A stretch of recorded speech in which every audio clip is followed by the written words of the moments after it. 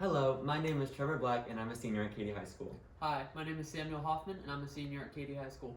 Hello, I'm Tracy Miranda and I'm a senior at Katy High School. Hi, my name is Ann Wynn and I'm also a senior at Katy High School. And today we're going to be talking about what the prairie in front of our high school means to us, the community, the environment, etc. So the main thing the Prairie has provided me is actually a sense of community here at our school and in our community.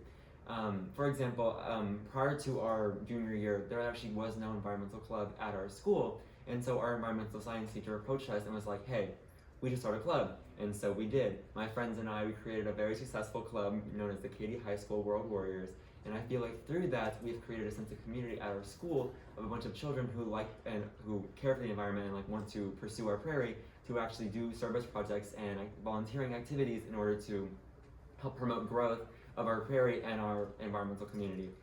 And one thing we have coming up actually is a stall at the Rice Harvest Festival coming up, where we are going to sell seeds from our prairie in order to help other people cultivate their own prairies in their own areas. One thing I'm super passionate about is the ecosystems that we have thriving in our prairies. One thing I'm like super duper into is bees, and so I noticed that there's lots of carpenter bees and mason bees that can just prosper in our prairie. It provides them, they're solitary bees, so they like to burrow in the ground and into plants and stuff like that. And so in these very suburban areas where they can't dig into concrete or front yards and stuff like that and be safe, our prairie provides a space for them to like live and grow and be able to breed and like prosper as just a community. But it also allows for other animals such as like birds or falcons or like squirrels or anything like that. It gives them a habitat, it gives them a place to live, and it's just it almost reverts a section of our area back to how it was before we all got here. To me, the prairie helped inspire my passion for conservation, and it also pushed me to want to pursue environmental engineering as my major in college next year.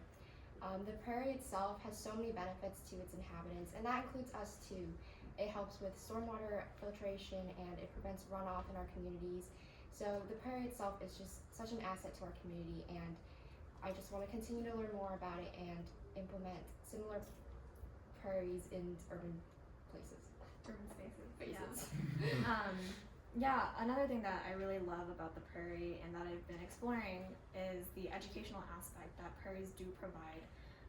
One of the primary motivations in establishing the prairie here was having an outdoor learning space for students, and I think it's really important for students to be really tied to nature. And for me, I know going through the prairie and experiencing the wildflowers, like seeing all the butterflies and the other organisms that live there, it's just been very revitalizing for me, especially as school can be stressful, and so the Pocket Prairie provides a way for students to relieve their stress and also just have a space to enjoy nature. And they can also learn like so many different things, and I think the Pocket Prairie can actually be a place that fosters interdisciplinary education, which is pretty important to me.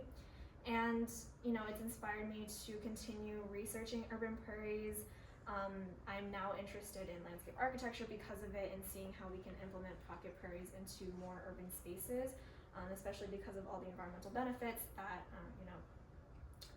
Samuel and Tracy mentioned. So yeah, that's pretty much it. Thank you.